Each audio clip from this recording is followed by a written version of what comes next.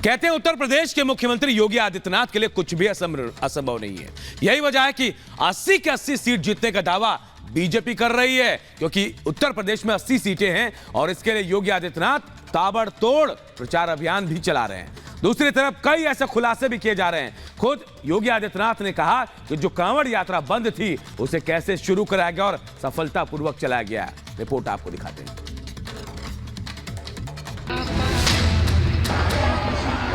देश के सबसे बड़े चुनाव का काउंटडाउन शुरू हो चुका है। हर पार्टी अपने दांव पेच में लगी है, तो यूपी के सीएम योगी आदित्यनाथ भी एक्शन में हैं। उससे पहले ही सीएम योगी आदित्यनाथ ने प्रबुद्ध सम्मेलनों के जरिए मतदाताओं के भीतर बूथ तक पहुंचने का बीड़ा उठाया है। आपने आज के लिए जो समय निकाला है, ऐसा ही समय मतदान के दिन भी निकालना है। आपका ये वोट कितना कीमती हो सकता है, ये आपने कल और परसों महसूस किया होगा। जिसको काम करना होगा हमारे साथ काम करेगा, जिसको काम नहीं करना होगा वो छुट्टी लिख के दे, मैं भी सैंक्शन करता हूँ, जीवन भर के लिए छुट्टी कर दूंगा। मेरी डिक्शनरी में ना शब्द नहीं होगा, हमें निकालना है तो निकालना है। सीएम योगी 31 मार्च तक 15 जिलों में प्रबुद्ध सम्मेलन करने वाले हैं। इस दौरान सीएम योगी ने मेरठ में टीवी के प्रभु श्री राम अरुण गोविल के साथ आम लोगों के साथ संवाद किया और बताने की कोशिश की कि कैसे मेरठ इतिहास बनाने की कगार पर है। अरुण गोविल जी भारत की कला जगत के वह एक जीवंत हस्ताक्षर हैं, जिन्होंने प्रभु राम के चरित्र का मंचन आज से 3 दशक पूर्व जिस मजबूती के साथ किया था। मैं देख रहा था उस समय तो लोकप्रिय था ही, लेकिन कोरोना ने 4 साल पहले जब लॉकडाउन लगा था, सबसे ज्यादा मांग हर परिवार से हुई थी कि रामायण सीरियल देखा। तो आज स्वयं भगवान राम के अभिनय को जीवंतता के साथ मंचन जिन्होंने दिया, मेरठ की पहचान अब उनसे बनने जा रही है। योगी आदित्यनाथ का कारवां बिजनौर, मुरादाबाद और अमरोहा पहुंचने वाला है, जिसका इंतजार लाखों लोग कर रहे हैं। वैसे योगी को बीजेपी ने स्टार प्रचारक बनाया है, लेकिन सीएम योगी आदित्यनाथ यूपी में 80 की 80 सीट जीतने के संकल्प को सिद्धि तक पहुंचाने में जुटे हैं। Bureau report, Republic Bharat.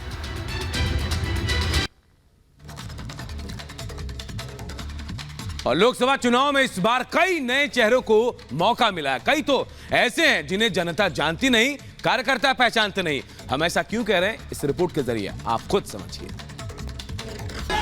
Lok Sabha चुनाव के लिए प्रत्याशी जनता के बीच जा रहे हैं, लेकिन इस चुनावी गहमा-गहमी के बीच कई नेता ऐसे हैं जिन्हें न जनता पहचान रही है और न ही उनके कार्यकर्ता।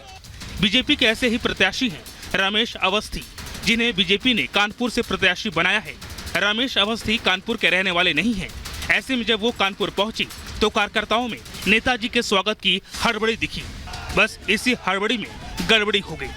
रमेश अवस्थी की जगह कार्यकर्ताओं ने उन्हीं की तरह दिखने वाले राज्यसभा सांसद बाबूराम निषाद का फूलमाला से सम्मान कर दिया। बाद में रमेश अवस्थी की पहचान कराने के बाद कार्यकर्ताओं ने उनका स्वागत सत्कार किया। ऐसे में विपक्ष चुटकी ले रहा है कि जिस नेता को कार्यकर्ता ही नहीं पहचान रहे, उसे जनता क्या पहचानेगी। वही रमेश अवस्थी 5 लाख से ज्यादा वोटों से जीतने का दावा कर रहे हैं। चुनाव में कुछ दिन ही बचे हैं।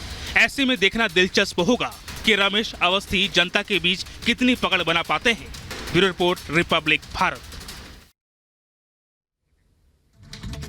इधर देखिए, चुनाव की तारीखों का ऐलान हो गया है, लेकिन इंडी गठबंधन में सीटों का पेच है, सुलझने का नाम नहीं ले रहा है। जी हां, बिहार में देखिए, बिहार में आरजेडी और कांग्रेस आमने सामने है, तो महाराष्ट्र की बात करें तो यहां गठबंधन टूटने के कगार पर आ गया है। इससे जुड़ी एक रिपोर्ट आप सबको दिखाते हैं।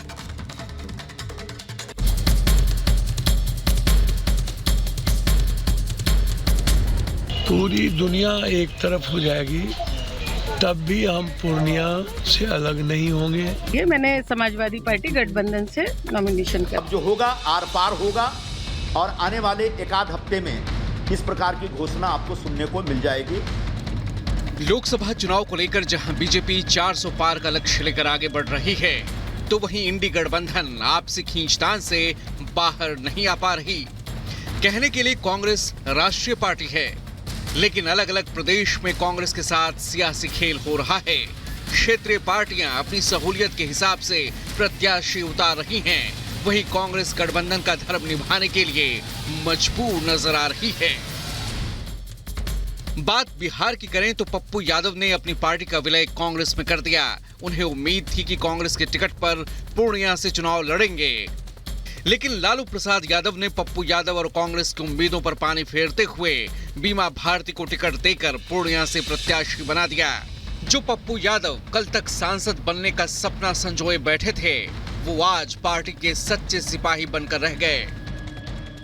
मैंने पहले भी कहा, पूरी दुनिया एक तरफ हो जाएगी तब भी हम पूर्णिया से अलग नहीं होंगे और ना ही दूर जाएंगे। क्या पूर्णिया से चुनाव लड़ेंगे या बीमा भारती का साथ देंगे? पूर्णिया की जनता और खास तौर पर हर घर की माँ और बेटी पप्पू यादव को अपना भाई, अपना बेटा बना चुका है, तो इसीलिए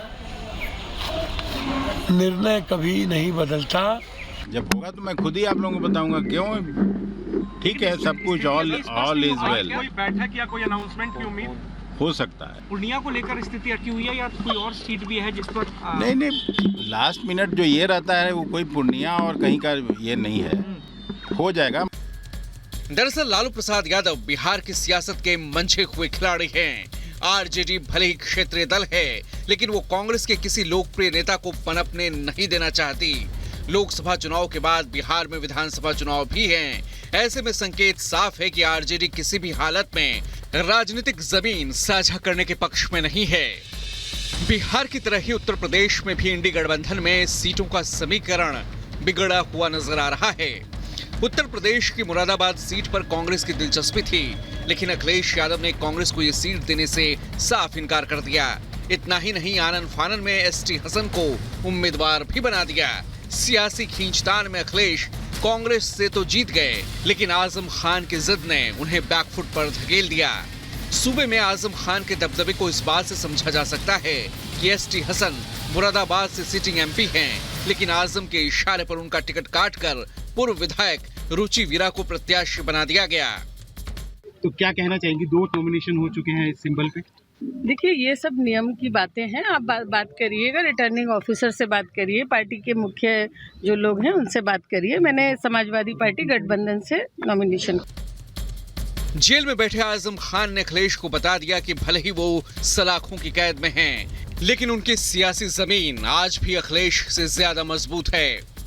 इंडी गठबंधन की ये तकरार यूपी और बिहार तक ही सीमित नहीं है। महाराष्ट्र में भी गठबंधन टूटने की कगार पर है। गठबंधन के नेताओं से चर्चा के बिना उद्धव ठाकरे ने 17 प्रत्याशी उतार दिए, जिससे शरद गुट के समर्थकों ने मोर्चा खोल दिया। सबसे ज्यादा विवाद मुंबई के उत्तर पश्चिम सीट पर है, जहां से दावेदारी करने वाले संजय निरुपम ने गठबंधन के खिलाफ ही बगावती तेवर अख्तियार कर अल्टीमेटम दे दिया।